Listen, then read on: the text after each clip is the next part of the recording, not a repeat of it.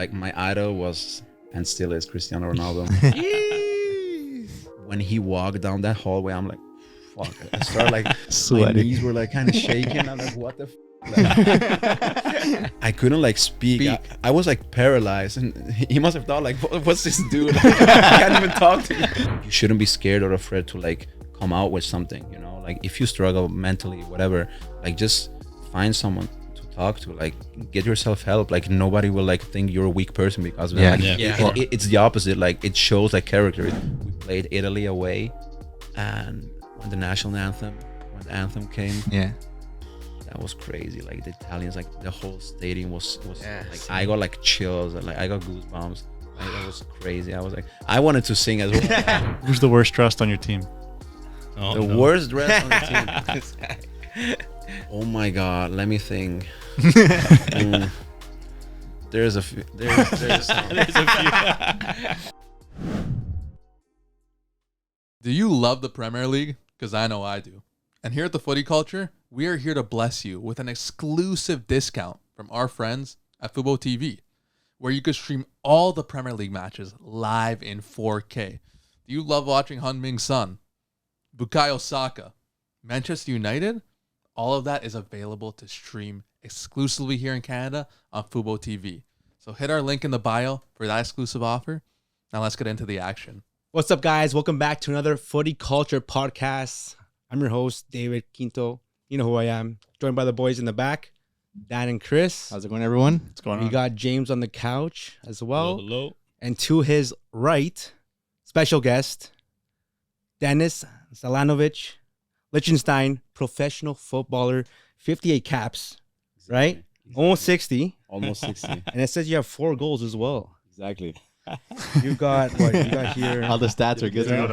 You got 1 goal in a friendly, 2 Nations Leagues, and 1 Euro 2020 qualifying goal. You know, against who? Against who? Tell us. Tell us who. Greece. So Greece was 1. Okay. Gibraltar 2, and Qatar in a friendly. Oh, wow. So yeah, let's start it off there. Obviously, this is your first season joining York here in Toronto, Canada. How's your experience so far here in Canada? Obviously, the season's going to start very, very soon. But what are your first thoughts of Canada and just, you know, York in general, playing with them, training with them, and all the experience so far? So first of all, thanks for having me here on this podcast. No worries. Thanks for coming. Yeah, I mean, the first impression of Canada was great. Like, I mean, not gonna lie, it was cold. So when I arrived here, I was freezing, but no, it was cool. Like, it was really good. Like, I had a very good first impression of the team, of the guys in the team, like on the field, but also off the pitch, and as well of the city. Like, very nice city, very nice area where we live. So far, like, I've been really enjoying my time here, and yeah, I'm excited for what's to come. Yeah, first season for the team. I want to take it back. Obviously, you're from Liechtenstein. How was your youth growing up playing football? Was football like your first passion? How did you get into the sport? And tell us, is Liechtenstein, like, is soccer or football like Liechtenstein's professional sport? Is that the biggest sport in Liechtenstein, or is there something else? I would say that in Liechtenstein, football is a big thing, but it's more, I would say, like winter sports, like skiing. Wow. Really? Those kind of things, because like we're right like next to the Alps, like we have mountains all around us. So yeah, like I would say like winter sports is still bigger than football or soccer, but it's growing. So yeah, I can really see in, like, I don't know, 5 to 10 years that soccer is gonna overtake those winter sports as well. Amazing. Like, I would love to see that. Yeah, so why'd you choose soccer then? Why'd you choose football? I mean, I've been kind of growing up into it. Like, my dad was a coach as well, and he was like, he loved football as well as me, and then he like just handed that love over to me. Like, I don't know, my first birthday present was like a soccer ball, for example. So I've been growing up basically with a soccer ball. So that was like the first and only option I would say I'd had. Yeah. What was your first memory of, you know, football? What was the first thing that, you know, you can remember? Maybe it was a player or a game that you watched or something like that? Yeah, no, like the first memory I have was like, I think it was my 4th birthday or something, where my dad, like, he bought me a complete set of a Bayern Munich shirt, like with the shorts and the socks, and everything, and the red boots as well. Yeah. Oh shoot, so I was everything totally in red, and I was like, oh wow. And since then I'm like a Bayern Munich fan. I was gonna ask, so you're There you Bayern. go. Yeah, of course. I have Sucks to be Yeah. right now. I have to, yeah. Sucks right now. I know. Right now, going through a hard time. Yeah. But yeah, like it's true that your first introduction to the game and the first team, you kind of fall in love with that team, right? So obviously you said you started off playing in Liechtenstein. What was your progression in the football career, in your football career? Where did you go after? What was your first professional move, basically? So my first professional move came after I played for the under-17 national team with Liechtenstein. Nice. We played, I don't know, in an international tournament against, I don't know, Italy, Albania, and another team. I don't remember. And then like someone came up to me, like saw that I have some potential. I played very good in those games. And he asked me like if I'm down to, like, what's my goal in football. I've said like, obviously I want to turn professional. And then he said like, yeah, but for that it's gonna be hard in Liechtenstein because it's a small country. Like turning pro in Liechtenstein is like very hard. I mean, that's how I like told him like, yeah, of course I want to go outside. Like I want to play like outside the country and everything. And then he told me like, yeah, he has some contacts and whatever. And then he hooked me up with one agent that had like some very good connections. And then first thing was like actually Tottenham Hotspurs. Oh wow. So yeah, they invited me for a trial, but at that time I got injured. Like when that trial, How old are you here? I was 17. 17. Wow. Okay. 17, So were you playing club football while you're Yes, growing up? yes. And then It's like we have like one team in Liechtenstein. It's called like Team Liechtenstein, where we compete against like FC Basel, FC Zurich, like against the best teams in Switzerland. Wow. So it's just a selection of the best players from our country, and then we compete in the Swiss youth leagues. Okay. Like that. So at what age did you start playing football? Club wise, I think I started with 5 or 6, And then it was more. And then from 12-year-olds they start with the selection. So when you turn 12 or 13 years old, they start to like sort out the good players and the less good players. So the less good players stay with the kind of amateur teams where they train like 2 times a week, and we train like 5 times a week. Were there lots of clubs in your area? Because obviously comparing it to how we do it here in Canada, right? Like we have our club here in Vaughan, we have a clubs in Toronto and whatnot, and we always obviously face each other. Yeah. And then there's always the next steps. Obviously, from when we were playing to now, it's changed. Like the system has changed. It's obviously gotten much better, and there's a lot more opportunities now for players to become pro. Obviously, because of the CPL, is that one example. Yeah. And then would you say, and obviously in Liechtenstein too, like was it harder, I guess, like you said, to become a pro then towards it is now? Like is it a little easier now, you think? Oh, for sure. Like I think now you have like so much more possibilities, like to, I don't know, get discovered, get seen and everything. And also like in Liechtenstein itself, like the federation, like the country, they help the young players now even more than they did with us. Like me also, like I would lie if I would say like I didn't had any help. But still like right now it's like really not easy, obviously. Like it comes with a lot of hard work, dedication, whatever.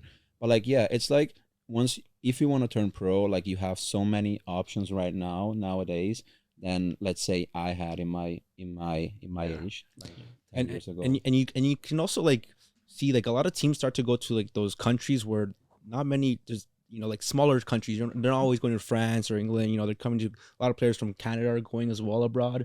So that definitely helps. Every team just wants to be that team that finds that new talent from a different country. So that definitely helps. So I want to know, who was your idol growing up, and what do you model your game after? What position do you play also? I mean, I'm a winger. Okay. But I can also play number 10, striker. Like let's say right now in the national team, I play striker. Oh, nice. But like my idol was and still is Cristiano Ronaldo. It's just I don't know. I mean, like Cristiano Ronaldo was just for me. I watched him when he was in Sporting back in the days, and Manchester United, where he like really started off his career, and just an amazing player, and I tried to like play, like copy him on the field and whatever, like with everything. Like So, and also I feel like right now there's also like, if you look deeper into it, like you can really see that Ronaldo is like a really like his work ethic and everything. You don't have to like him as a person, but like his You respect work him. ethic, you have to respect. Yeah, like you have to respect him. Like, so that's all I can say to the Ronaldo haters. And you got lucky enough to actually face him, right? Exactly. Last year. Yeah. Was that your first and only time, or did you face him Yeah. more than once? I mean, we faced him in March last year as well. Yeah. But I was injured at that time. Okay. So I was just in the stadium, like in Portugal. It was in Lisbon. So I met him like in the locker room, like after the game. So I Nice. had a quick chat with him. Awesome. I was shaking, man. Like, Oh, you're shell shocked. It's like, your idol. I'm never like nervous, like with any player. Like I played against a lot of big players, but like I'm just playing my game, like being super chill. But when he walked down that hallway, I'm like, fuck. I started like my Sweating. knees were like kind of shaking. I'm like, what the fuck? Like, I was like, I wanted to talk to him, and I was like, I couldn't like speak. I was like paralyzed, and he must have thought like, what's this dude? I can't even talk to him. This little kid. So yeah.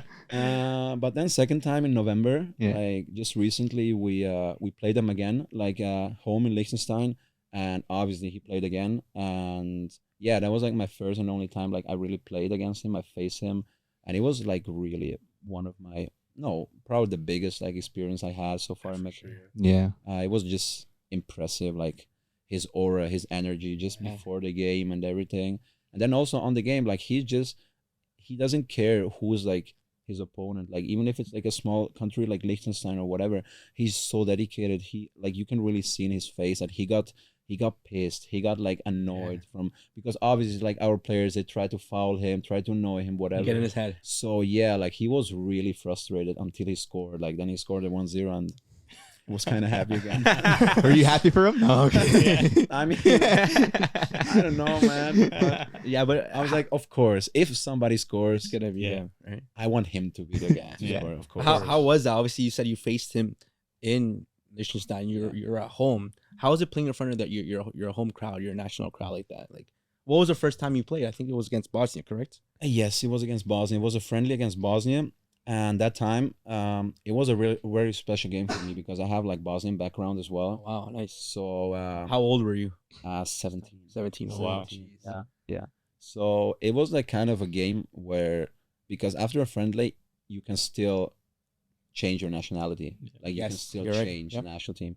So after that game, like Bosnia, like they even called me before that. They were like, "Oh, we want you in our national team as well." And it was that time where they had like Dzeko, Simovic, Pjanic, Salihovic, like What a team. they had Yeah, like a a really strong good team team, at yeah. that time. So I was like, okay, like I was like kind of, yeah, I want to play for Bosnia because it's my dad's home country. But at the same time, I want to play for Liechtenstein because I grew up there. I was born there. I have my friends Your roots and my your- life yeah. in Liechtenstein. So, you know, so I felt like I want to give back something to that country as well. So that's why I decided to play for Liechtenstein. But it was after that Bosnia game. So before that, they arranged, like my parents told me, they got invited from the government, from the governor, like for a private dinner and Oh, everything. They were like wow. trying Serious? everything to convince me, you Oh. know. So You're the next star. That's why. like kind of like they thought Who are you? So sorry, who were you with playing at the time? Like in the club? Atletico Madrid. Oh, Yeah. yes. Okay, we have to get to that too. I We'll don't get want to to that get too, jumped into but it. yeah, so- But you were with Atletico Madrid at the time, Yes. and then exactly. they reached out to you. Exactly. Wow.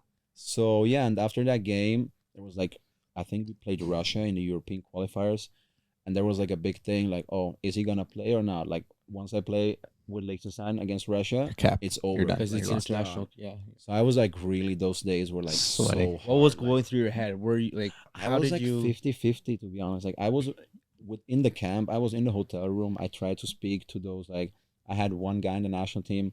He was like experienced. He was already like 39 years old, and my dad was good with him.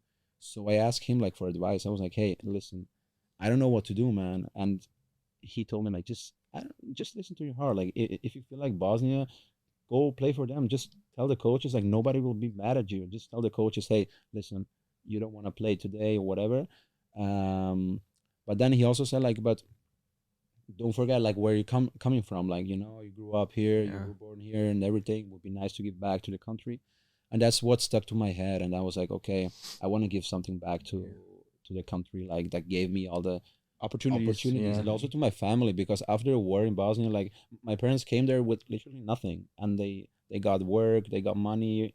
So Yeah, a lot of I feel like respect. you owe A lot of them respect. something. Yeah, you owe like, them yeah, I respect. have a lot of respect Mhm. for the opportunity, like for giving my parents especially Exactly. the opportunity to work, to start a new life or a better life, especially. So that's why like I started to think that way, and I decided to play for Liechtenstein, but it came with a lot of hate. It came with I was a gonna lot of ask that. Do hate. you think if you did join Bosnia, you would have got a lot of hate, or would there be a lot No, of stuff in the media? Or do you no, think it would have because been a like smooth transition?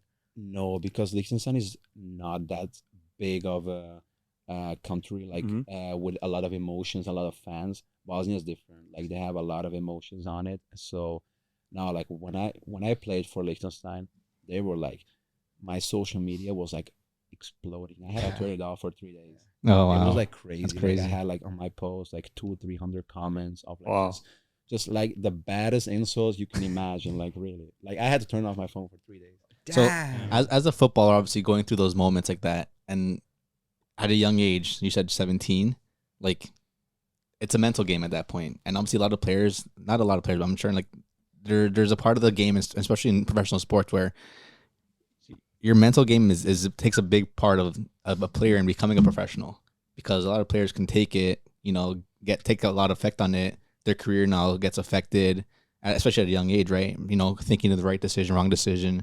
Did you feel like it was tough for you to deal with? Mentally, yeah. I mean, yeah, it was tough. Like especially those like when I first faced those insults, those kind of things. Because still nowadays, like sometimes you get DMs or whatever, like, oh, like why didn't you score that game? Yeah. Like whatever, you know. Mhm. Yeah, But like for me, like me as a person, I can deal with that. But I still think that some players, like some especially young players, yeah. they could struggle with those kind of things, and like you should make people aware of those things. Like, and even though like if you struggle with something, like you shouldn't be scared or afraid to like come out with something, you know. Like if you struggle mentally, whatever, like just find someone to talk to, like get yourself help. Like nobody will like think you're a weak person because of that. Yeah. Like, Yeah. it's the opposite. Like it shows like character, it shows Mhm. like Yeah, you're actually exactly. like You're- strong, You're willing know? to Like, come out and actually exactly. ask for some help. Exactly. So that's the thing. And I think nowadays especially is even harder. I was like, gonna to say cope that with those too. things Yeah. because of all the social Social media, media's all crazy. the media presence. Like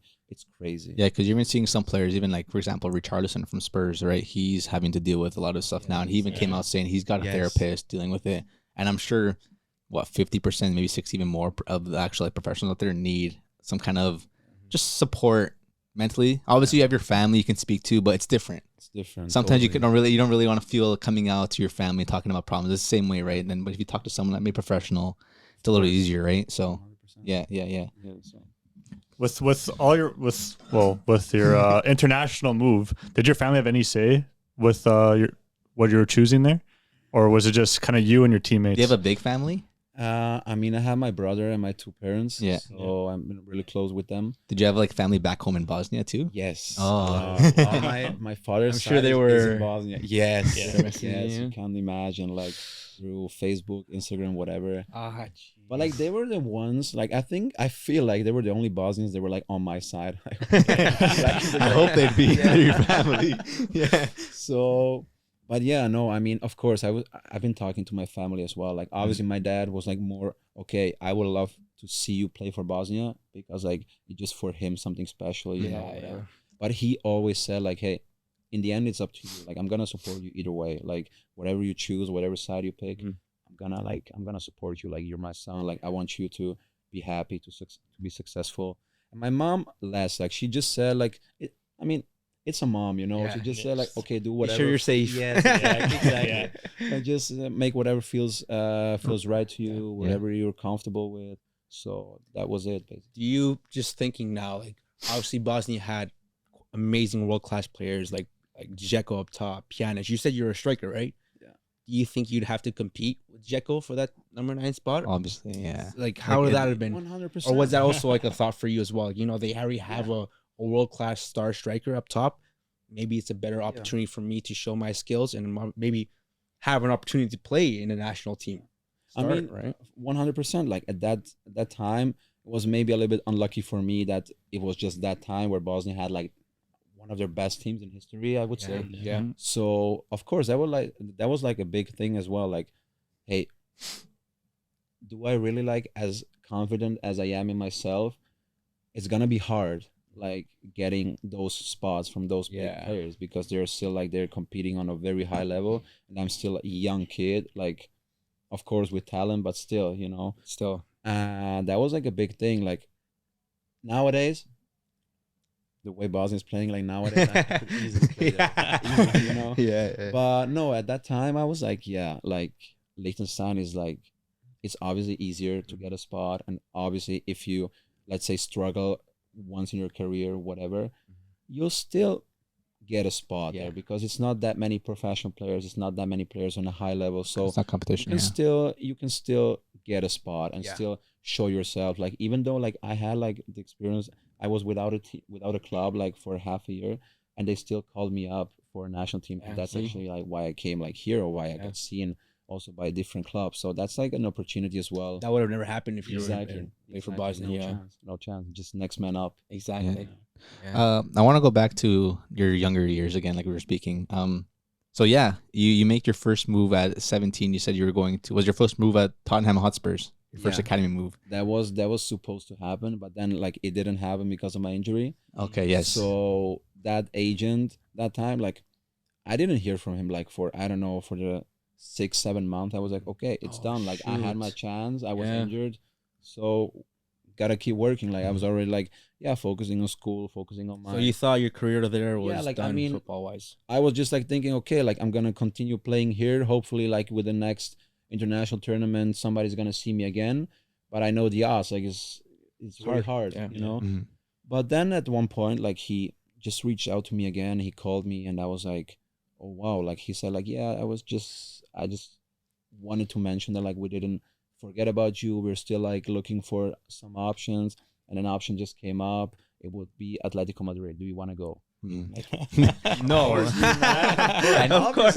And who was Atletico with at that time? The players. Oh my god! yeah. I had like they were in the Champions League final that year. Oh yeah. Oh, that was with Godin, Courtois, in goal, Diego Costa, Diego Costa. Costa. Like they had a good team. Koke, Saul. Gabi. Yes, Even Gabi. That was at the Yeah, beginning good of that team. generation of it. Was that Griezmann already there? No, he wasn't Griezmann there. just came. Just came there. came Oh, in did he? summer. Yeah. Yeah. Yeah, that was a good team. So explain to us, how was that opportunity? Like, tell us everything. Like, how did you go in there and start your whole career there? Oh, man, that was like obviously like I got signed for the academy team, like not for the first team, but I got there like without any knowledge of Spanish. Of course. And Spanish people, they don't speak English. Yeah. Like they're just like refusing to speak English. Yeah. Like I don't know.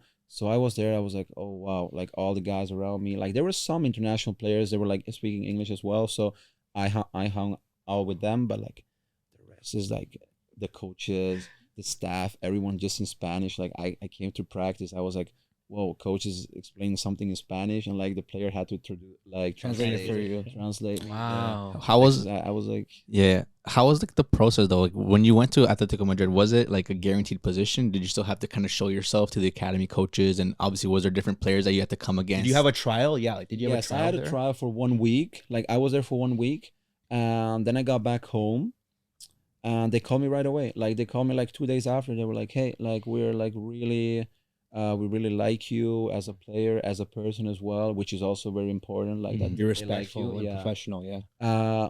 we want to sign you." And I was like, "Holy shit!" Like I'm like, "Okay." Should have told me before I came back home. Wow, yeah. Like, okay, like obviously I'm down. I wanna sign as soon as possible. They were like, "Hey, can you make it like here next week?" I'm like, "Of course." So I was home for 1 week, packed my stuff, and like, Yeah. Right back. I had like How things did to do, like, how proud were your family, your parents? And Oh stuff my like that? God. They were probably going oh crazy. my god, like they were going crazy. My dad especially. He Were you on the Liechtenstein news and like Of course, Oh, yeah. of course. Everybody was like, and the daily everybody was paper? like- No, they were like, yes, man. They were like calling me. Everybody was like asking me questions, like family, friends, media. Media too, right? They were like going crazy because it's like first time, like the biggest move a player made was like maybe FC Basel, like which is still a big club, but like it's Switzerland. Yeah. Atletico Madrid, nobody ever like went from Liechtenstein from such Straight small to country Atletico. to Spain to a big team. In Top 3 Spain. clubs in Spain.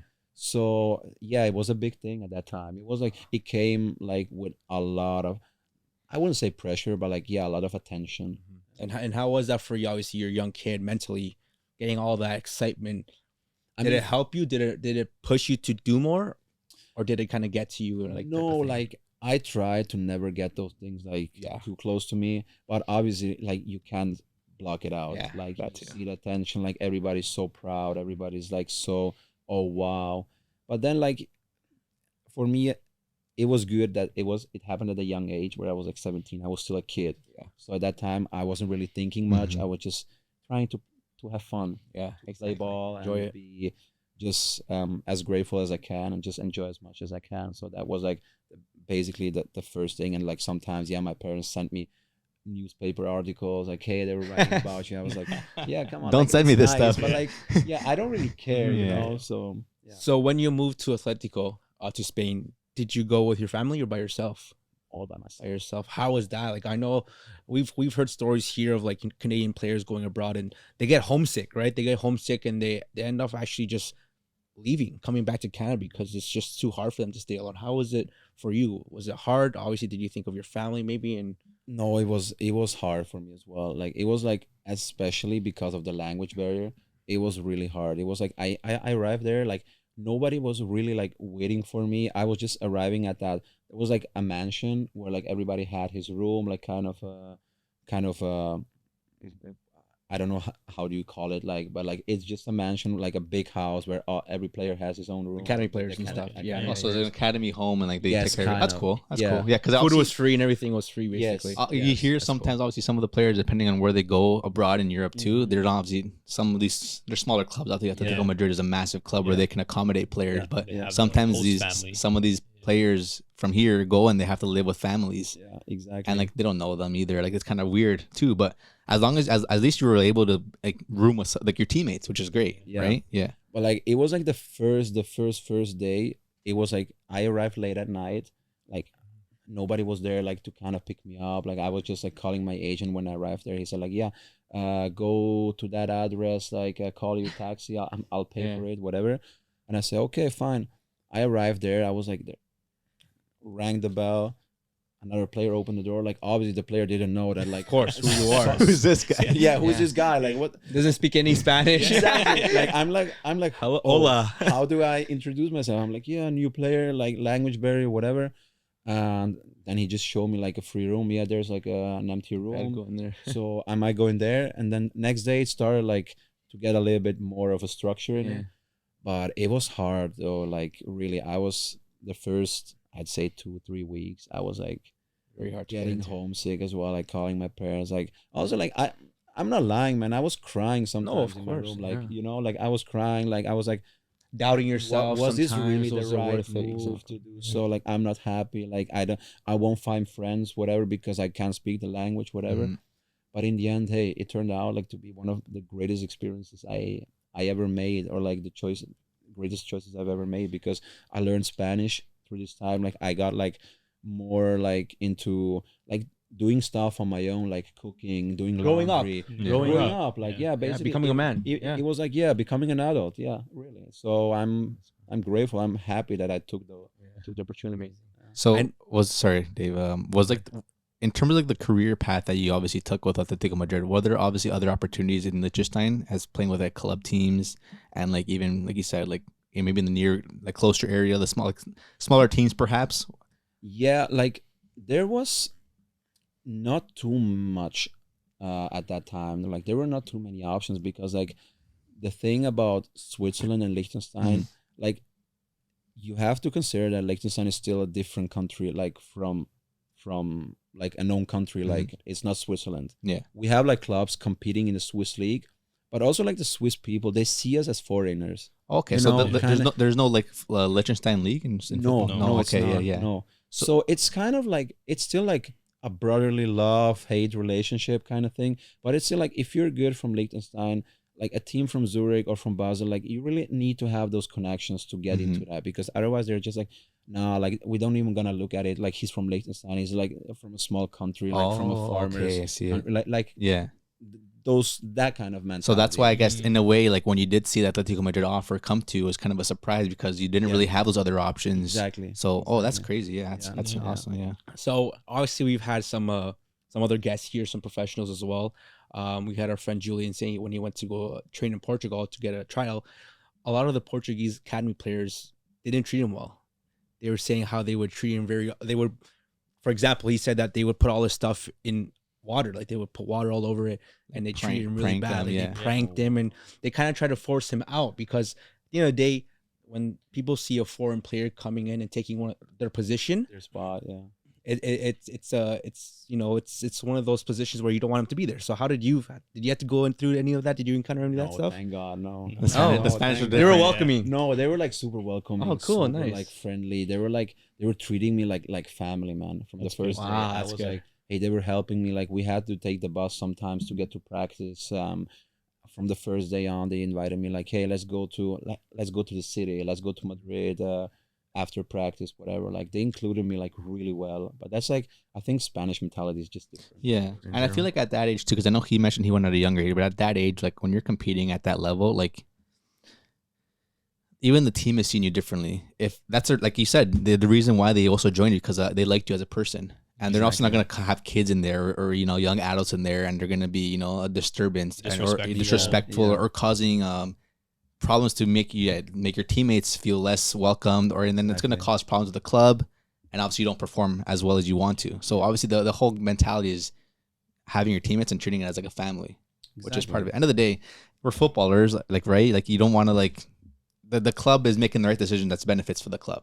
Who are you to really go there and make the decisions for them? Saying you don't, who's this guy? Like you can't really do that. So for sure, 100%. So that's why I was like really happy that like they treated me well. Like obviously you have some players you're closer with than others, but like really like all in all, like no such thing happened to me. Because that would have been harder for you if that would have happened. Then you're going home for sure. For sure. Next flight back home. Yeah. You were saying there are other foreign players there as well. What other countries? From other countries? There were like a lot of Brazilians. A lot of like South Americans in general, like Argentina. They still have a lot of those. Yeah. Yeah. Any like obviously Liechtenstein, any like other smaller country like that? No, like there was just one guy, like he was like actually my roomie at one point, like from Albania. Oh wow. Like we're still in touch, like till today. Yeah. Awesome. Is he still playing? He's still playing. What's his name? KD Bare. Playing in the national team right now, and nice. he's also. Where is he now? Like I think in Espanyol, Barcelona. Oh, wow. Yeah. So he stayed in Spain. Yeah. Who's the biggest I guess player now that you were like played with or like as still playing football? Hernandez brothers.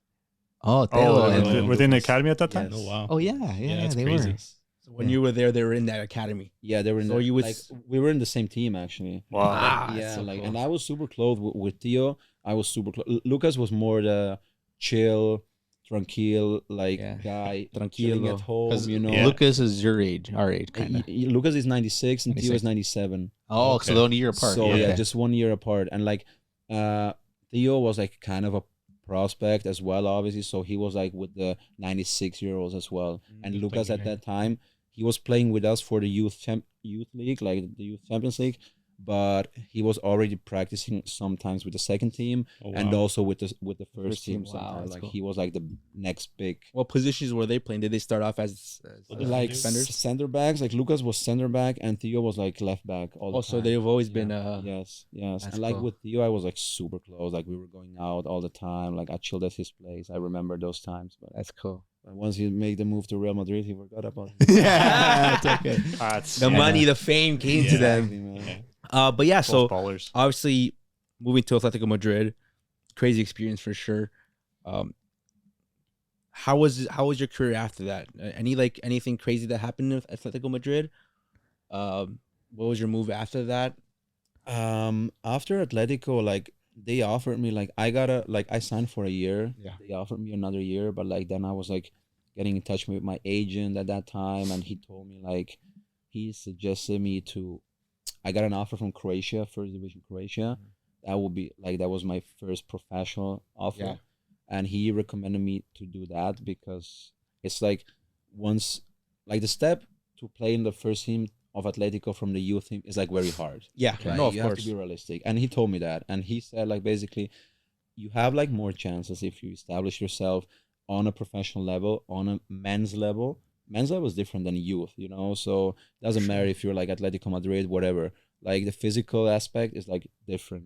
So then he recommended me, let's go to Croatia, play a good season there, and then from there, like a lot of players move to, let's say, Italy, Serie A, like Kovacic, Modric, like all Modric in Spain, but like so many people like make the move to Italy, and that was kind of the plan. But I mean, it didn't work out as I hoped to because the first, like I made a move in winter, I played until summer, and then in summer they got like new ownership, like new owners, new like they brought in some own agents, like they work with specific agencies together. They brought in like new players, and all the players from the season before, they were just not playing anymore. Like they didn't even wanted to sell us. They were just like trying to just run the contracts out basically. So I was just like from one day to another, like I was a starter from one day to another, just not even on the bench. I was just on the stands, like watching the game. Who were they playing then? Just players that they got in? Yeah, new players. Yeah. What team is this? NK Istra.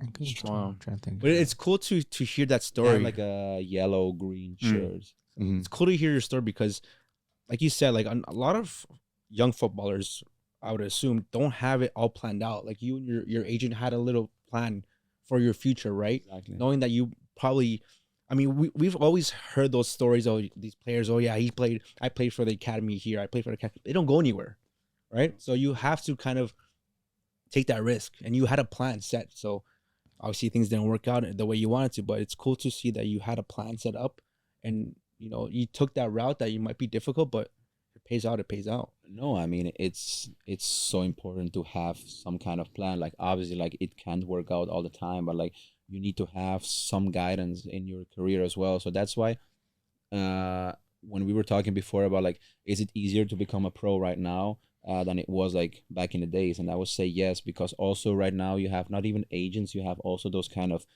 career planners, like those kind of people that plan your career. They're like, okay, your playing style, they analyze you, like, and they gonna analyze, okay, you will fit into this league, the best system, this kind of system, the best. So like right now you have like analyzes. It's not just an agent. You have an analyzer. It's not just football anymore, because you can be a really good footballer, but you know sometimes like we see like obviously a big example, but Pep Guardiola, he doesn't look for players because the talent or whatever. It's more like specifically you're good at this because I want you on my team because you're good at this. And like even looking at teams like we mentioned all the time, like Brighton as Essential Wall, like sometimes even look at videos. Sometimes just all statistics, numbers. Okay, he has this many goals, this many assists, and he's a winger. Okay, I want him.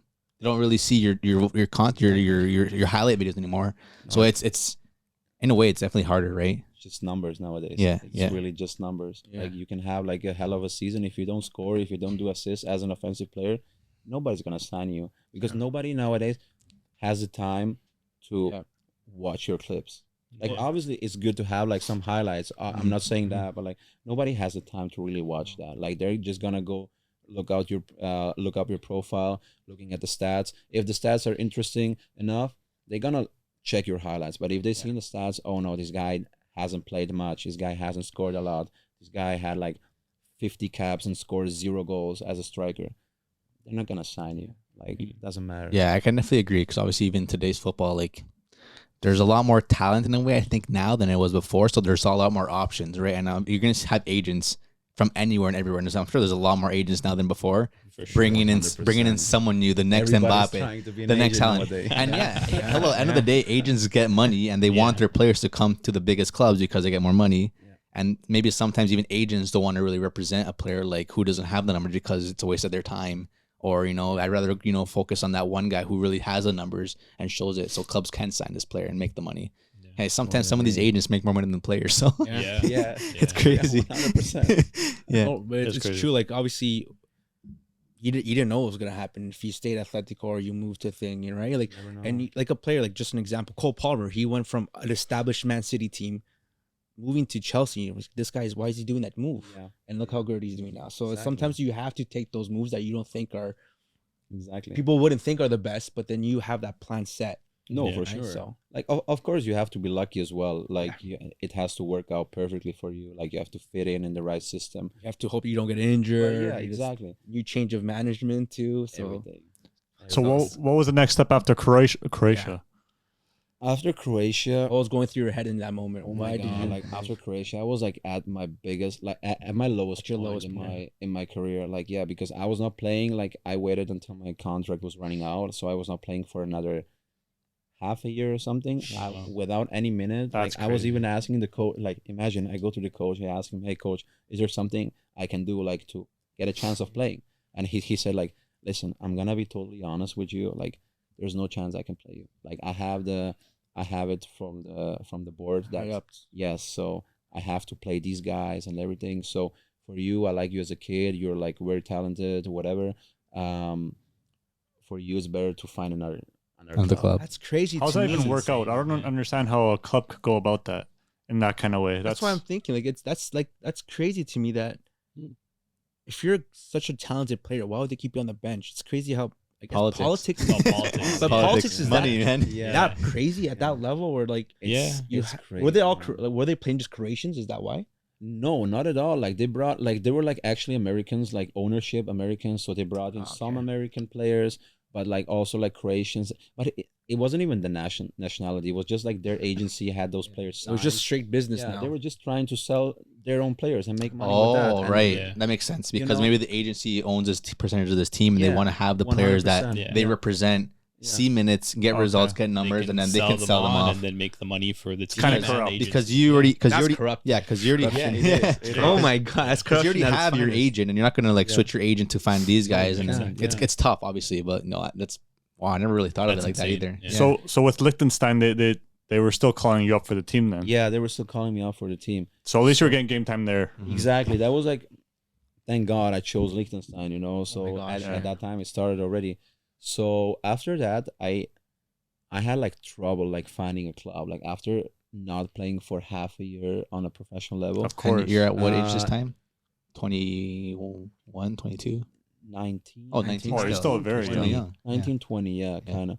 So I was just like going back home after my contract ran out, and I was like, okay, so what am I gonna do now? So I was considering like all the options, like looking for clubs, looking for another like educational stuff, Yeah. looking for Schooling, jobs. yeah. Like I was like, okay, maybe that was it. This You is the know, end, like yeah. I'll call it a career and focus on something else. You know, I was already like looking up those kind of things, and then for me at that point, because I lost the joy of playing football at that time, because I really? saw the first time how corrupt Yeah. it can be, like on that basis. That's true. Yeah. So I just played. I started playing with a local team, like just like one of my friend or my dad's friend was like the coach at that team. It's still like the second best team in Liechtenstein, but it's not a professional team. Mhm. Yeah. So I was playing with them for half a year. Like I saved them from relegation actually. Oh, So cool. yeah, I scored Yeah. like I don't know 12 goals in 8 games, whatever. Oh wow. So and from there, out of nowhere, I got an offer from the second division in Switzerland, which is like pro again. Mhm. Yeah. yeah. So I was like, oh wow, like amazing. And then I was like, obviously I'm gonna go sign there. Did a very good season with them, or I think 2 seasons. Yeah, I think 2 years with them. And I got signed with the team from the first division in Switzerland. Nice. So I was like back in the Back in the professional level as well. I was like How did you feel then? Like obviously going through that lowest of the low to, you know, finally. at one point like kind of relief, but then at the same time it motivated me, and also like it made me aware of like, okay, this life can be over like within a day, within a second, you know, like you can run into a new ownership, new coach, whatever, who doesn't like you, and boom, like you're nowhere. You're done. Yeah. So that was basically like I started to be more grateful with those kind Enjoying of things. it. Yeah, and Enjoying I every started also moment. to work harder. Like before, I was just a young kid playing, like putting everything on my talent. But like from there on, I was like, okay, I need to work hard on myself as well, because I just want to be ready and fit and keep my fitness level in the best shape possible in case something like this happens again. I think just a lot of young players in general have that mindset that, oh yeah, like it doesn't matter, like I'll still have this opportunity, I'm still playing for the team. But then when you come to an age where you're like shit, I gotta actually fight for my spot now. For sure. Take it for granted. Exactly. And that's where you start to, your mentality started to shift, or you start to 100%. And also Yeah. the mental aspect, like, you come from a lowest of lows to back on a very high professional level. And I'm like, okay, wow, like I made it through the lowest of lows without playing, without a job, basically. So I made it through this. And I think that also made me stronger in a way, like that. Like right now, if something like this happens, or if, I don't know, if I'm faced with any kind of negativity in football, you can kind of deal with it. like I can deal with it. So it's kind of like, I'm grateful for the time as well, even though it sucked at that time, but like it was good that I had to go through this time. Yeah. Any crazy things that happened in your career that like you've looking back at, like this is like amazing, like a goal you score, or something, first thing that comes to your mind. Your career so far. Well, there was like obviously like my goal against Greece, like where I scored the equalizer in, I don't know, 85th minute in Greece. That was like amazing. But also the we qualified with the team in Switzerland for Europa League qualifiers. So we played Spartak Moscow at that time, like in the qualifiers. So playing in Moscow was amazing, like 45,000 people. They have a lot of fans. Stadium, everything. And like we played amazing. Like we lost, I think 3-2 or something, but we played amazing. I was like, oh wow, like, and yeah, that was like, okay, I want more of that. Yeah, more. You want to feel that again? Yeah, like, It's a little high. So those are kind of the experiences, or like the more craziest things. Like, but like also again, like national teams are like crazy. Like I remember we played Italy away, and when the anthem came, that was crazy. Like the Italians, like the whole stadium was like, I got like chills, like I got goosebumps. Like, that was crazy. I was like, I wanted to sing as well. That was like so That's one national anthem that gets everyone He's going. Italian. yeah. No, that was like, and they're like, their anthem is so nice. Like, It's one of I the think most it's beautiful nicest, or Yeah, I think it was I'd rated say the so. nicest of all time. Yeah, for sure. I think it's just the easiest to like sing along, and then has the C at the end that just kind of gets everyone fired up. Exactly. Question for you, because we had this little argument in the last podcast we recorded. Would you say, did you had moments when you're playing with a club versus your national team that you kind of worked harder for? Like, did you work harder playing for the national team, or were you really focused more on your club level when you're playing professionally, like when you're in your younger career? I mean, it's both. Like, I think especially when you're young and you get called up for like the first team of your national team, I think that like stands out. There's no other comparison. Because like like you play against, you get the chance to play against all these big stars like Spain, Italy, whatever it is.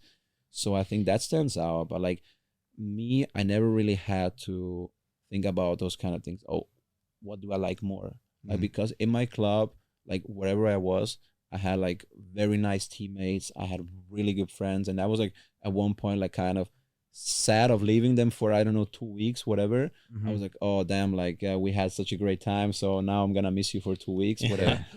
But at the same time, like I was always looking forward to those national team games as well, to those like spots, like the FIFA spots. Like now in June is an upcoming FIFA national team break again, so looking forward to that as well. Like I don't know if I'm gonna go because it's just friendly games now, but like still it's always like you look forward to those kind of games. Because like obviously the comparison here is like obviously seeing some players, and a lot of players even speaking out and playing in Europe too. Like there's lots of football, right? Yeah, especially when you're playing in your club, then you're having like your Champions League games or club games, and there's national games coming up, and then there's obviously like the tournaments coming up in the summertime, right? Exactly.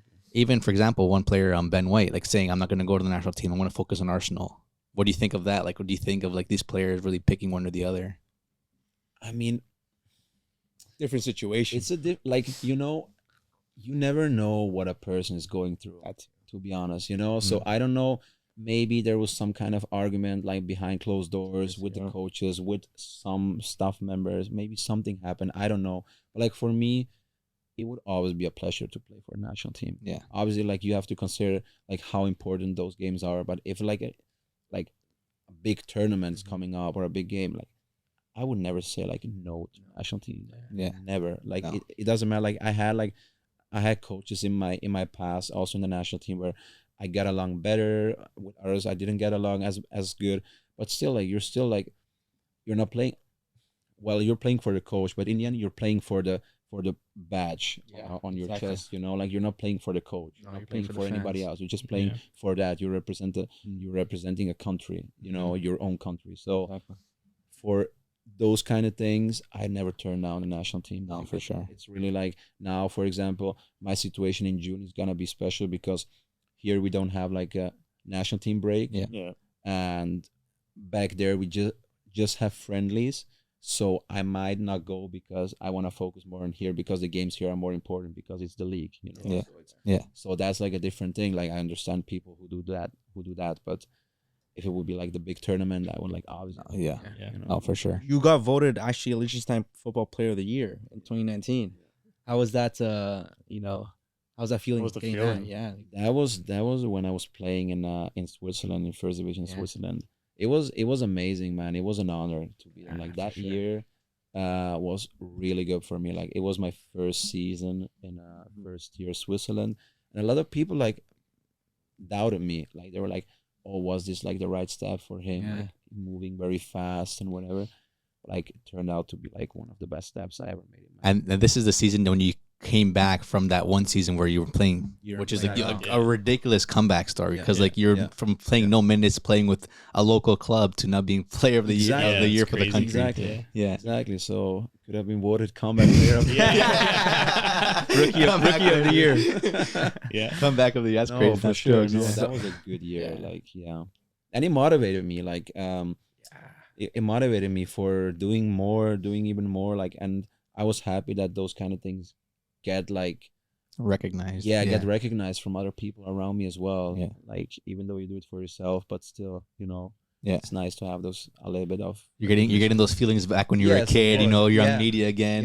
You're just, exactly. It brings your joy back too. I'm sure, like, an honor like that. Yeah. So, played for Switzerland. What was your next move? Finland. Yeah, I was in Switzerland for 4 years, I think. Nice. Yeah, so the first 3 years, I was playing really good, actually, like really well, and then like coaches changed. He played like, it wasn't that he didn't like me, but like he tried a different system. He played like with new coach comes in, they want to try whatever things. Exactly. So he played with a back 3, back 5 kind of thing. So he wanted like wing backs instead of like pure wingers. So, and at that time I was just a winger. I was not a striker. We had like a striker, like a tall number 9. Proper 9. He wanted like to have a proper 9. So there was really no spot for me to play. And then I was just like, I mean, I got my minutes in, whatever, but coming off the bench. But then I was like, I don't want to come off the bench like all the time. Like, I can try another opportunity. I want to do something else. And then I was sitting. I was calling the president at that time, because I was kind of not close, but good with him, like in good terms with him.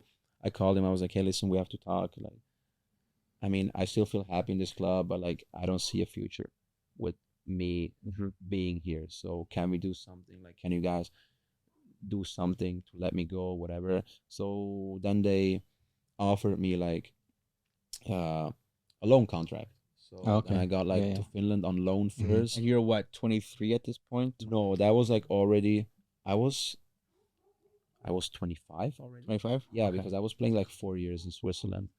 So I was 25 at that point. So I moved to Finland. So you did go on loan, or? Yeah, I did. Okay, I did. So obviously, like, I went there and everything was new, and but that was like, it turned out that was like the best time in my career.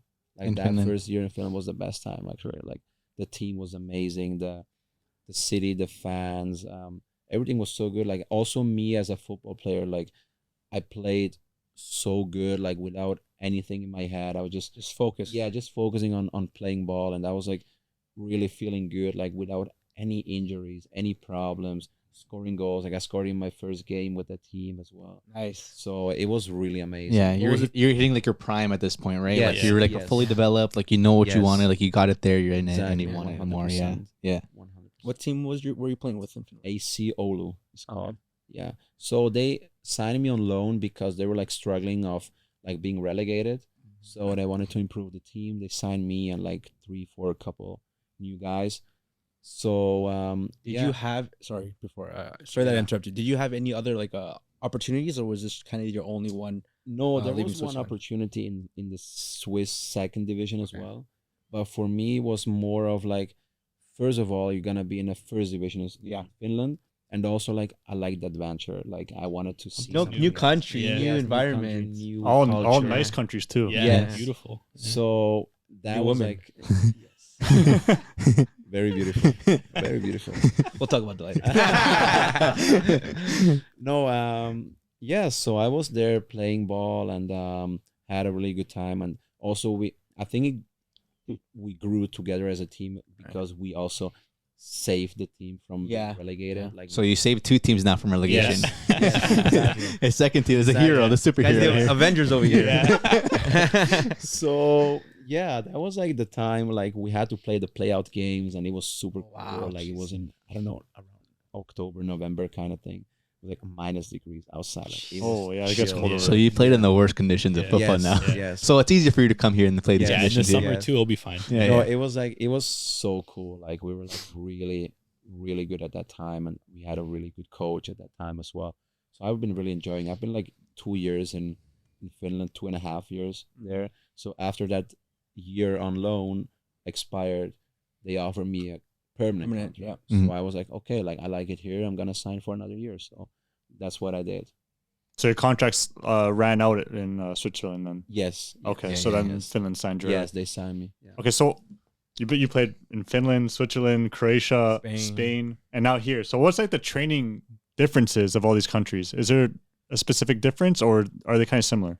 Football in general. That's a good question actually. Yeah. What country would you say? Obviously Spain is a big one, but level of football. What would you say had the difference levels? Even like competition, was it harder, Competition-wise? working, training? In your eyes, from best to worst? Yeah, like I would say like Spain is like number one. Yeah, of course. Like especially like with there's so many players, so many good players. Like you have players until the 3rd, 4th division of like Spain. Like they're like so good, like really. After that, I would say Switzerland, like first year Switzerland is very good as well.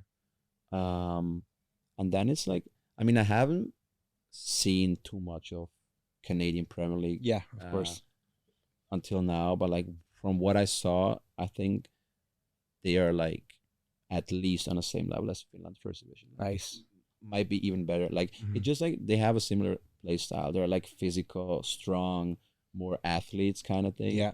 And in Spain is like the opposite. Like they're like More touch, more silky. technical, like more the tiki-taka football, like everything with the ball, less running. Like, or if you do runs, you do it like with the ball only. So You're running with a purpose kind of thing, right? Yes, You're not going to run Like- for no reason, right? that's what I like. Like obviously, like all the coaches, like everyone has his own idea of practice, of playing, whatever, and like you have to respect everything. Yeah.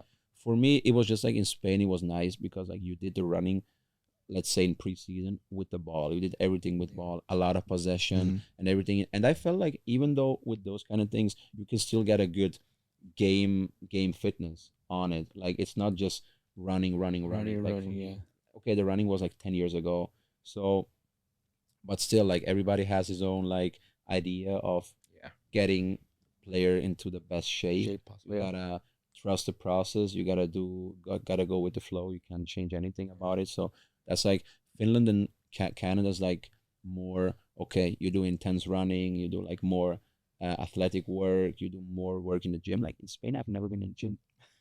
Never. That's Like, crazy. never. I haven't seen a gym from the inside like in my whole year in Spain. Like Wow. That just shows you a lot, though. That shows you the like, type of quality of football, and you can see it. You can see it, right? Yeah, You see players like Lamine Yamal, who exactly. this guy's the skinniest player It's ever. like, But like this. It's but every like- time he gets the ball, I go it's crazy. like amazing. Yeah. Okay, relax. I go crazy. He's a Barca fan, that's why. I figured. Yeah.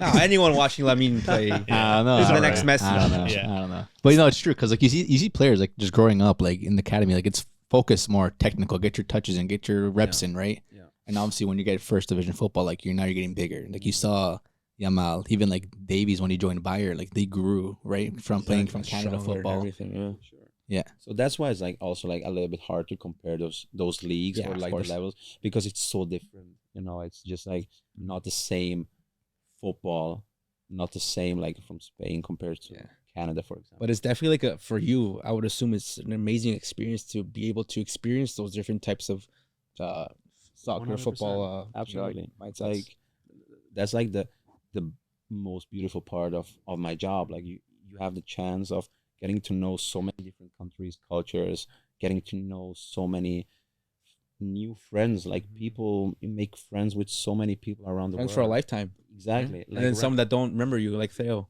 Yes, Theo, yes. come on, man. Yes. But no, like I hope he's gonna see that watch the podcast. Yeah. We hope so too. he's gonna give you a Yeah. you're gonna get a message later. Exactly. On. Hey, Hey, amigo, sorry. why I'm you sorry, talking bad hermano. on me? Amigo, it's Theo. But like you've heard like some players get criticized sometimes when they go from country to country. Like Zlatan, he's been to how many clubs now? Many. But then there's also But players. he's like, also played at the highest there's levels of also clubs. players though, like. But I'm just right? saying, there's also players like Totti who just stays at one club. So you can understand from both sides. Obviously, personality wise, you can see why Zlatan moved from country to country. It's an amazing experience, right? Even Ronaldo course, going to country yeah. to country, but Messi Exactly. stayed in just one. He wanted to stay in one team. Yeah. Well, you can just see the difference, and it's for sure. I'm sure you were happy experiencing all those different things. 100%. Like right now, I'm like looking back to it. I was like, I mean, there have been some ups and downs in my career, but like, I wouldn't have made a different choice. Like, if I can go back, like, I'm not regretting any choice, any country, any club. So whether it was good or not, whether I was playing or not, like, I've been enjoying like everywhere I've been enjoying, and I've made some friends. So right now, like, it's so nice to be connected around the world, kind of thing. So Yeah. that's very cool. A lot of places have like a little something to you that you feel like, you know, Yes. even though you're born in Liechtenstein, like you feel Spanish in a way, you feel Switzerland in a way, Finland, like you know these places a bit. Hopefully you feel the same way about Canada, but of course. You still got a long career left. You're only 28. Yeah. So you never know what else you're hopefully, gonna. Yeah. never know. Jeez, I'm Yeah, 28. I thought my career. Yeah, was but you're going old. anywhere. You're not going anywhere. Oh, thanks, man. But yeah, obviously Finland. Your next move was After Finland was here. No, I after Finland, I signed in Spain again. okay. I Yes, signed yes. in Spain. Yeah, for half a year, I signed in Spain. So that was like again like, but that was like not youth level anymore. That was like professional level. Yeah. I was like in the third division. What made you want to move again from Philly? I don't know the circumstances. Like I was like, okay, like I've seen Finland right now. Like I've been there for 2.5 years. It's been cold, man. Yeah. Cold. I want that Take me back beautiful to Spanish Spain. weather, Go, sunny yes, Spain. Exactly. Like I want to go. Nice. Yeah. Nice weather. So no, obviously like it was just a football. Like it was not, it didn't have anything to do with weather or whatever.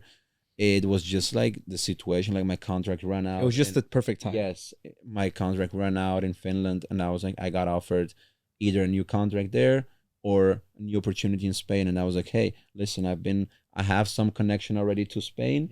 It would be nice to Try it to out go again back because there. last time you were there, you were Youth playing level. youth level, Yeah. yes, right? I So was you like weren't- 17. Yeah. So You now really I'm get to going there experience with it as a 26, 27. Like it's a different thing, you know. for sure. And again, like it was so cool, like meeting new friends, like the level they were playing like was really good. Like I was impressed. Like, and also like you have until the third division you have like 5-6K people in the stands. Yeah. It's What team was crazy. this that you were on? CF Talavera. Talavera. Yes. And that's where in Close to Madrid actually. Like Yeah? it's a 30-minute drive from Madrid. So you went to Madrid a lot? So I was like, yeah, on my days Yeah. off. Yeah, for sure. The Castilla, the Real Madrid Castilla's in the third division too as We well. played huh? against them. Yeah. And Barcelona B too?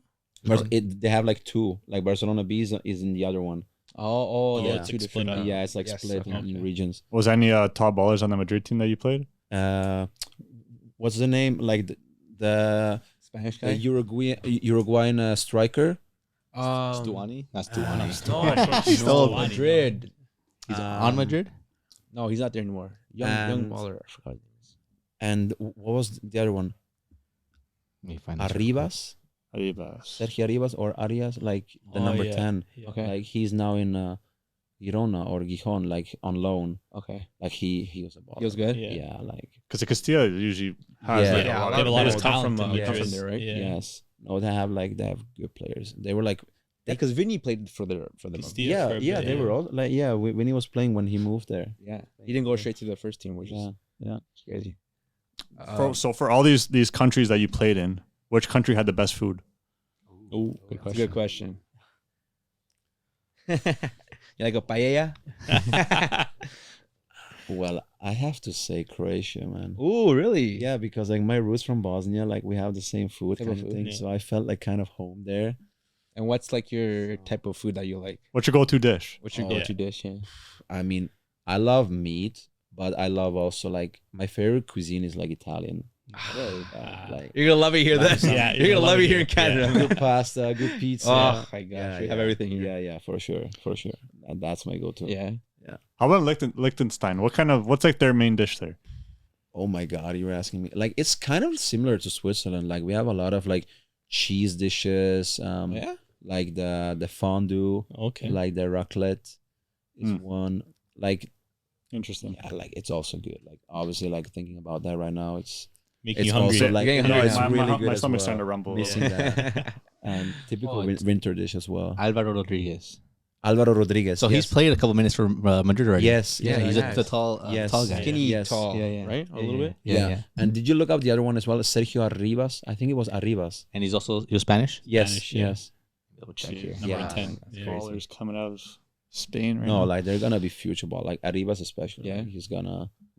Yes. Going- Arribas. He's Arribas. 22. Yeah. Yeah. Oh, okay. I've seen this guy. Yeah. Speaking playing about for, speaking about these. Oh, go ahead. Sorry. Mallorca now. No, Almeria. Almeria. Oh, Almeria. It's Yeah, not yeah, Almeria. yeah. Okay. Yes, So exactly. that's in the top division. Yeah. right? Yes, Yeah. yes. Speaking about these ballers, who's been the best player you think that you've played against? Or That's a silly That's question. easy. Man, he's played against No, Ronaldo. No, I'm not gonna say Cristiano. oh, no, see, no. you guys can shut up. No, really. Like as much as he's my idol, but like the player that impressed me the most was two players actually. Thiago Alcantara. Yeah.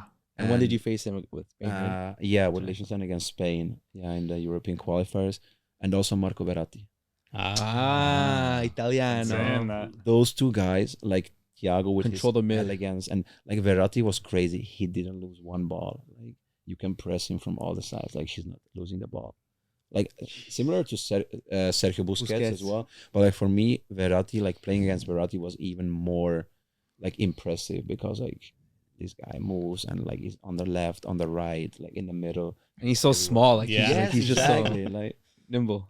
those People two don't guys. notice him too much. They kind of like he's under the radar. But it's Yes. it's because he's like Busquets. They just do what they have to do, and that's it. They're no nonsense, no flares, no No, nothing. yeah. Just pass Yeah, him like back. I feel like he's underrated. yeah, for sure. Verratti, yeah. Especially from when you play against him, like you really notice him. Yes. Yeah, for yes. sure. Seen from the TV, you don't get to see him. You on don't the see it pitch as the whole much, time. yeah. Well, Yes. unfortunately, I don't see him much anymore. Not anymore. But Yeah.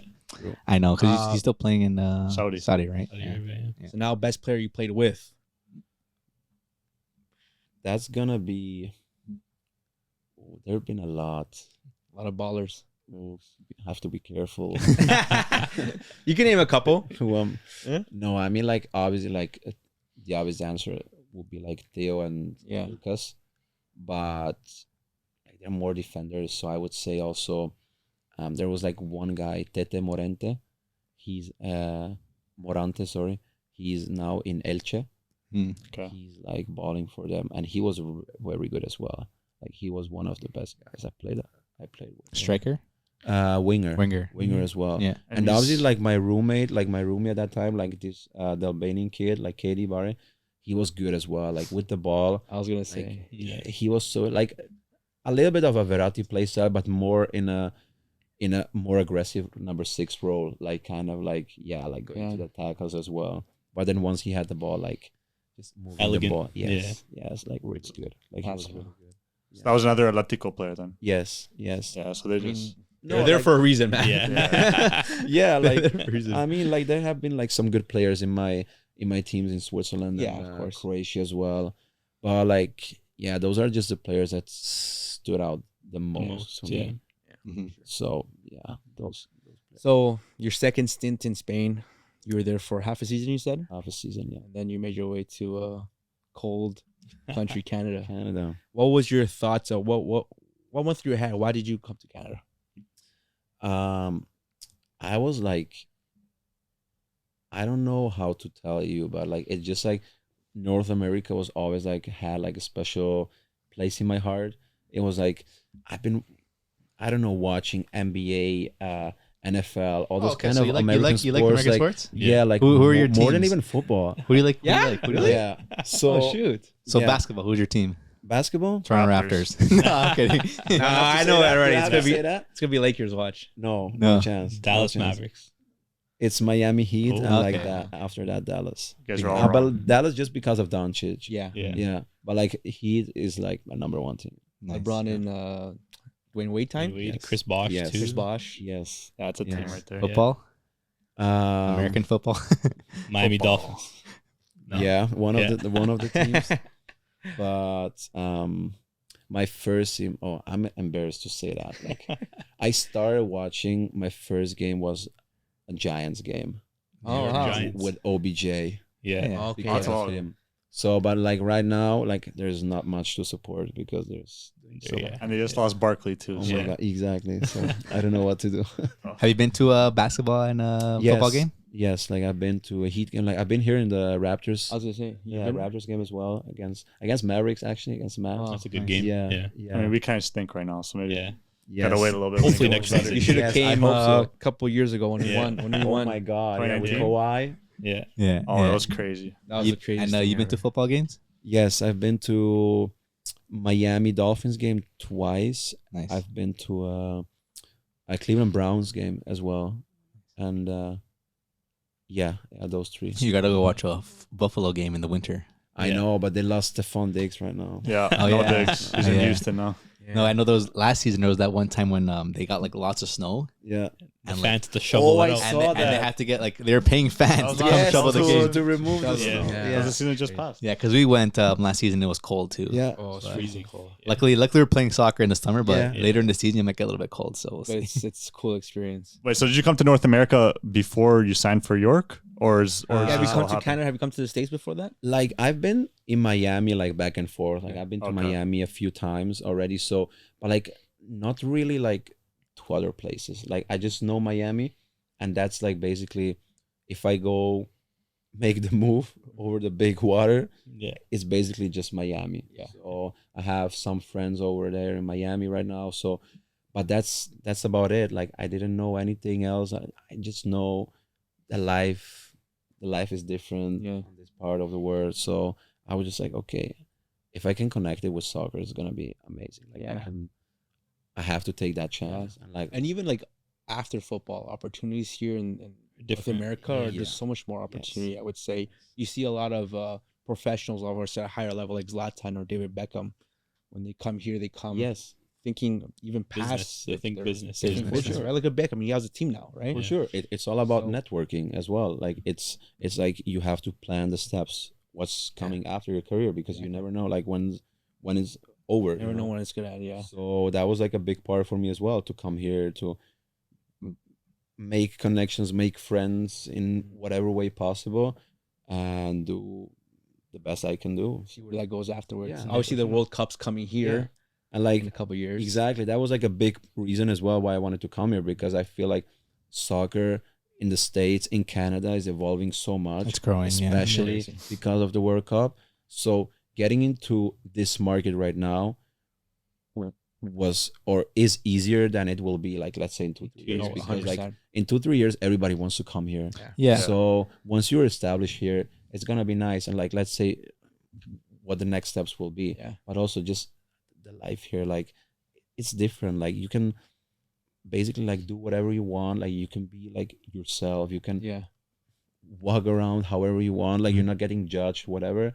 Like in Europe, it's different because everything is just smaller. Like not talking about big cities, but from where I'm coming from, it just okay. You do something, or like there's gossip everywhere. Everyone Like, knows it. Whatever you do, like it's just like being talked about. Yeah. You go out on a Friday night in a bar, Uh-huh. you know everybody. Yeah. Like it's really true. not that Yeah. nice, you know. You Yeah. have no privacy, you have no intimacy, and nothing. What do you look now? You're here with York United. The season is what, 6 years old now. Fresh season, like obviously brand new, still in its baby ages. What are your goals coming into the club now and the CPL really? And this season, for season 4, right? Yeah, I mean, we got new ownership as well now. So we brought in, I feel like we brought in some good players. The team was already like really good, like some young guys obviously, but like I feel like we already had like a good team, or they already had a good team. But with all the additional players we got, like I think we have like a really good team to compete. Like my goal is always to win. Like I don't want to say like, oh, I want to fight for top 4. I want to fight for whatever it is. Not. No, I want to win. Yeah. Like I'm gonna say it's right away. Like I want to win. I want to win the league. I want to win as many games as possible.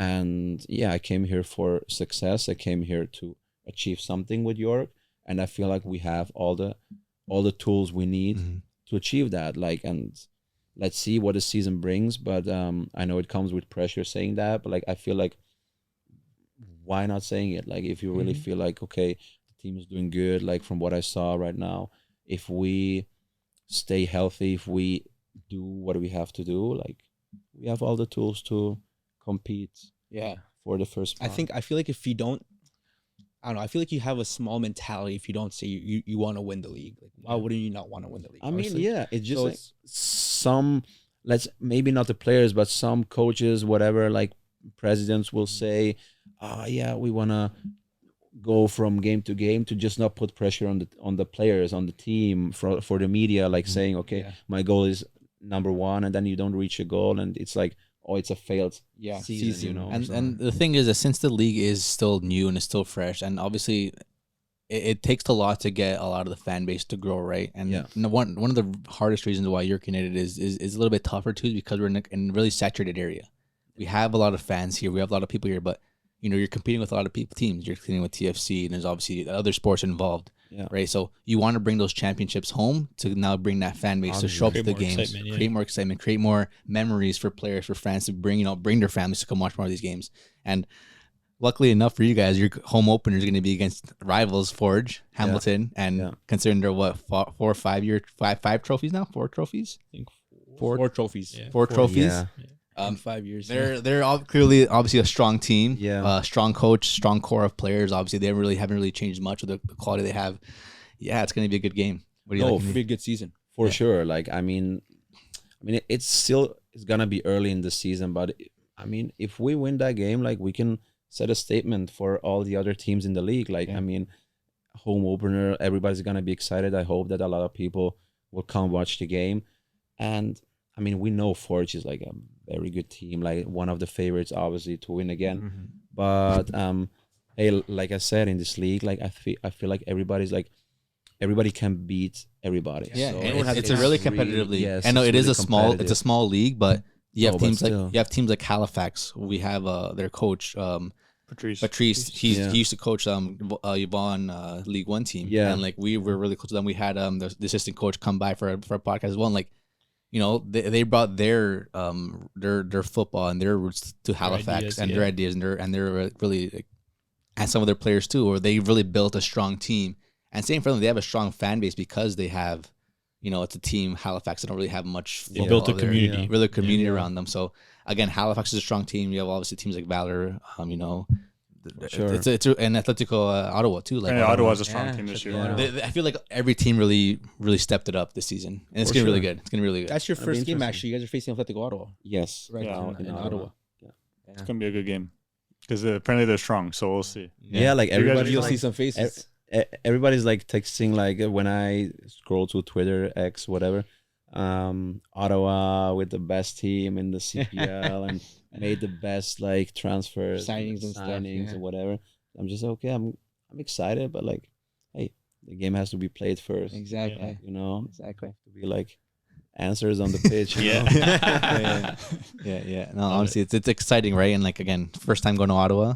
See how you like it there. It's gonna be a little bit different, but you know. Yeah, a good thing with Canada's is a huge country. So you're going to different places. Obviously, Ottawa. You're going to Vancouver as well. Like every team you go to is probably going to look a lot different, almost like you're in another country. Which Yeah, would be Halifax. cool. You're going to see Halifax. Halifax will be completely different than Vancouver.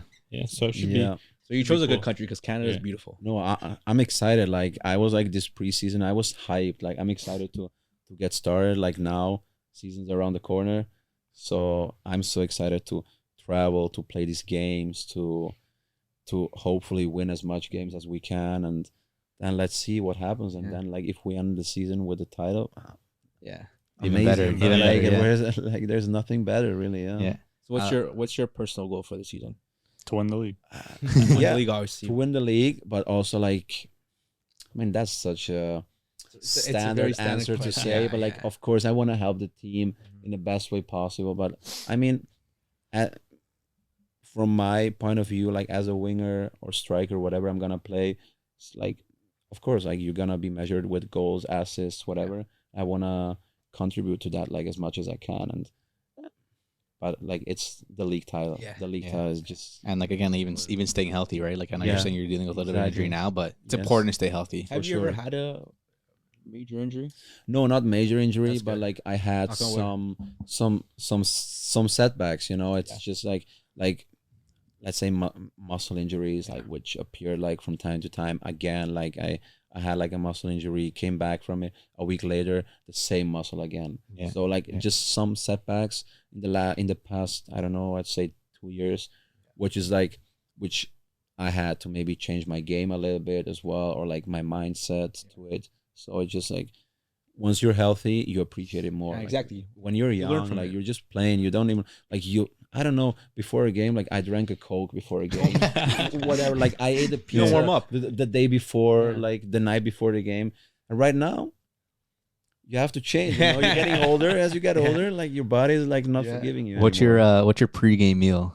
You're cooking up. You're cooking up at home. Pasta, Pasta. always. That's- always. that's the ultimate. Yeah. No, pasta. It's just a classic, but I love Italian cuisine so much. I'm just going with pasta. You're a chef. Chef it up a little bit. Yeah, I do. I just don't like the cleaning afterwards. Yeah. But like, yeah, I love cooking. Yeah. Like, yeah, I can cook some meals. So. Have you gone anywhere so far here in Toronto? Have you tried any restaurants? or I anything mean, like I've been to a couple restaurants as well. Yeah, like like Soluna.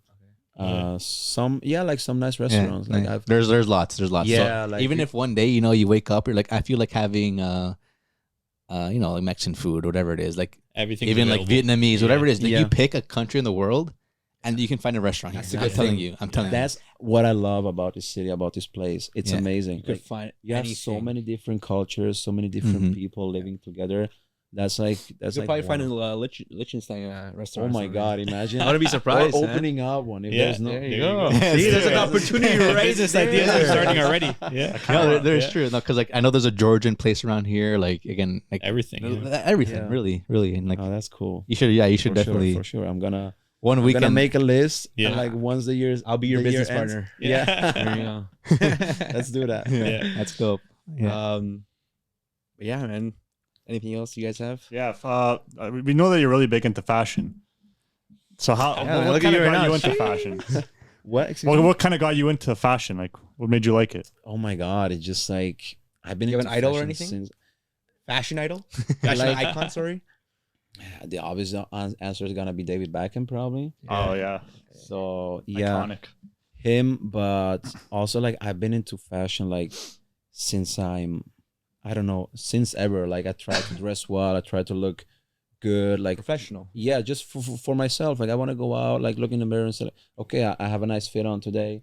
Sometimes obviously you're a little bit lazy and don't want to dress up as much. But it's just like with the social media, like nowadays, like fashion and sports is so much more intertwined. connected Yeah. that like, and that's what I like. And like, that's like here, I feel it even more like with, I'd say like photos of match day You photos. see the players before the game. Yeah. Kind of. Look at yes. Kunde. Yes. Yeah. Sometimes he goes a little crazy. He goes crazy. A little too He's much crazy. sometimes. Like, Would you rock he's anything like that? a fashionista? I mean, Some of them are just too Yeah. much. I mean, think. yeah, some of them But- are too much. but he does Some know. fits he had like which Yeah. are still crazy, which I like, Yeah. but like sometimes he goes off like crazy. But like no, It's cool. I like Stefan Diggs. Like his Yeah, he has good fashion. Yeah, he has good fashion. Like he has good outfits. I love him. Like I'm following him. David Beckham. Even Thuram from Inter. Thuram, Yeah, yeah. Thuram, Marcus Thuram. Yeah. French players are That's good too. yeah. French players, no, they got their Yeah. fashion. Yeah. They're Europeans, man. It's always the French national team camps as they all Chouameni, pull up. yeah. It's always They the all pull outfits. up. They Yeah. always have to one up Yeah. each other. Yeah. Yes, yes. No, like, and I love like where this gotten right now, like Mhm. because like I don't know, 10 years ago, like people were walking around like just with whatever. Yeah. So now, since it got so much connected, I feel like it has also more attention. Like what do you do off the field, and it gives you like also opportunities. Like let's say you dress well or whatever, like you get maybe I don't know. Fashion gig. A fashion model. gig with Yeah. with something, you know, you never know. So Yeah. like, but for me, it's just about like I want to Person, dress yeah. well. I want to be up to date. I want to express myself with what I'm wearing. Like I don't know, some might call it like extrovert or whatever. I'm just like that's how I You. feel. That's you. That's Yeah. just me. Express Yeah. yourself. You know, back in the day, yeah, I think United still do it, not as much, but you know, like we're in the They were the suits, right? Yeah. They were the Oh, suits yeah, with yeah. the logo and then just Italy the does that a professional. lot. Yeah. Italy Like, does that. Pretty yeah. much every match day. Yeah. Yeah. Yeah. But I think David Beckham definitely pushed. Yeah, he pushed that. narrative. 100%. He was the fashion goat. Yeah. He was the first And one. then to do it. Ronaldo after that. Ronaldinho. Ronaldinho. Is there any like dream collab that you ever want to, Yeah, well, who would you- to do would you like ever- in the fashion world? Who would you model for? Anyone you would want to work with? Any Oh my company? God, like the like club now? You're asking for a club? No, like a brand? like a brand, like Gucci or something. You'd want to work with, Or like an artist or something? Yeah. or artist. Yeah. I mean, Virgil Abloh was a good art. Yeah. One. Yeah. Who else? Like, I feel like there's so many different ones. Like, I would say Gucci, in a way, is like becoming more and more fashionable right now. Like before, I didn't like them so much, but now, Louis Vuitton is also Louis like Vuitton, yeah. has like good, Louis V. good stuff. But I'm more into like the streetwear kind of things. Do you have like a favorite brand right now you like to wear? No, actually, I don't have a favorite brand right now. You like to it's whatever just you like like, I try to switch it up to mix it Yeah, up a little yeah. bit. It's better like that. Keep it Yeah. different. Yeah. Yeah, like I don't focus too much on one. Yeah, it's brand. cool that like some of these bigger brands are a lot more you know, like not like office or but very, very like you know, Professional? like professional, like Yeah. really boutique style. They're going more into like that Streetwear. style. So Yeah. you see like the Gucci, you see the Vuittons more like the baggier style. Exactly. Or you also Better see the fit. collabs. Like you saw, like Inter did a collab with what?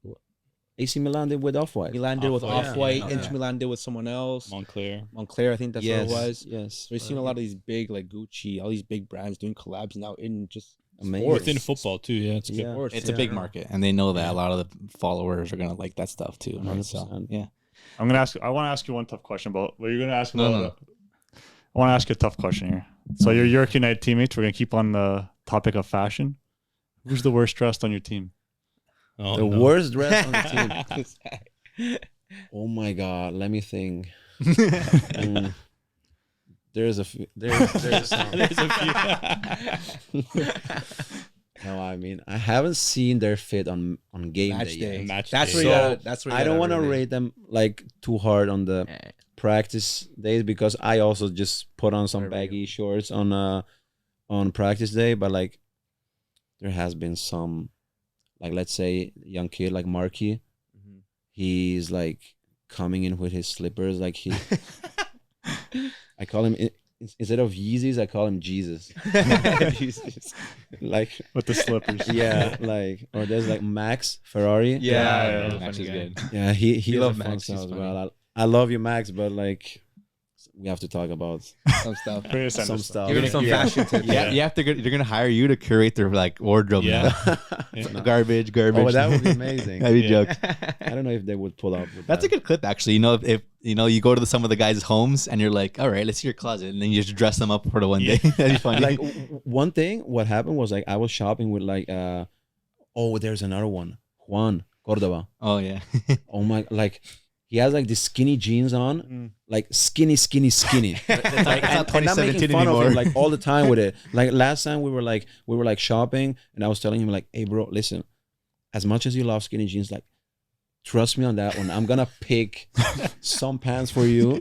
You're gonna try them on, and if you if they fit, you're gonna buy them. Yeah. And he was like, okay. And I picked some black, a little bit baggier jeans for him.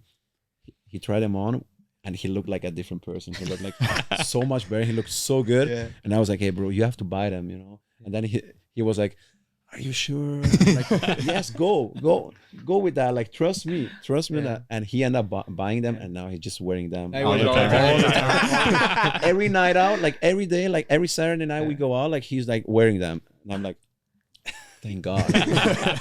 It's good that you know Spanish because you can communicate with a lot of these other players now. It's great. Yeah, with the Mexicans, with the owners. Yeah. No, great guys. How's your relationship with the owners?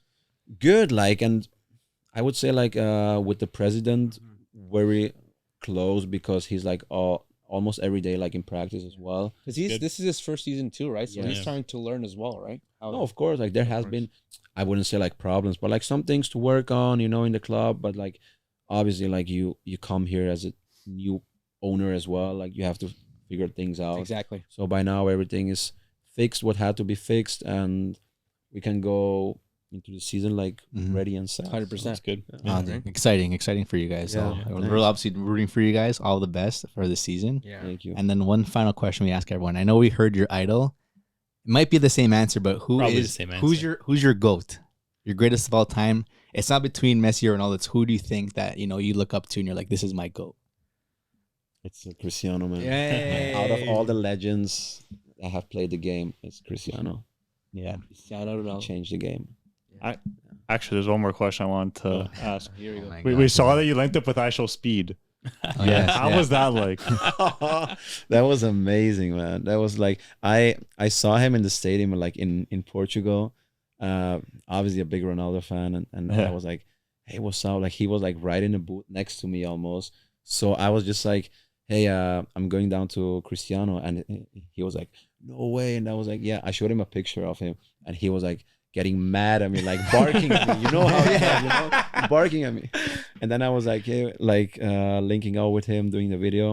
And then my friend was like trying to provoke him, like, no, I think Messi's better. And he starts barking again. And then we go out. Like, after the game, we go out and in a nightclub, and Speed is like right next to us again. Like there. And I was like, what the fuck? These guys been following each other. That's cool, man. Funny dude. Funny. Yeah, I love him. He's crazy. He's funny, man. But I think what he done for the sport is also very good. He put a lot of eyes into the sport. Especially North America. North America, He was like, I don't know if you follow. He was in WrestleMania yesterday. Yeah. He got RKO'd by Randy Orton. That's so funny. But no, it's true because like football in North America definitely grown because of him and just the content he does with football and all that stuff, and even him being part of these large events like the Ballon d'Or, and he's present. Amazing. It's crazy to think that not even 5 years ago you'd be like, why is this like? Why would like these social media people be here? But it's for a reason. A lot of followers, a lot of viewers. He was live. People obviously watched him, and then that's how you get the sport to grow, especially in North America. And then that's why you're here. Keep the sport growing in Canada, right? Trying to. Hey, man. My best. We're doing the same thing. It's a weapon. Like it's a tool. It's something. You gotta use it. You gotta use it at disadvantage possible. Nice. World Cup's coming here, so take advantage. Nice. But yeah, guys, thanks again for tuning in. Obviously, special guest here. Thanks for coming by, man. Again, it was definitely a pleasure, and we gotta get you back again. And where can they find you? Let us know on the camera. Yeah. Anything you want to tell the fans or anything like that? No, I mean, I'm just happy, thankful that you guys invited me here, and like I'm looking forward to a great season. And to all the supporters of York United, I'm gonna expect you in the home opener. It's gonna be a great game, and we're trying to win every game. Everything, man. Everything. It's all or nothing. It's good. There you go. Yeah. Awesome. All right, guys. You know who we are. Again, make sure to comment, like, and subscribe. And we the culture. Ciao, boys. Ciao. Ciao.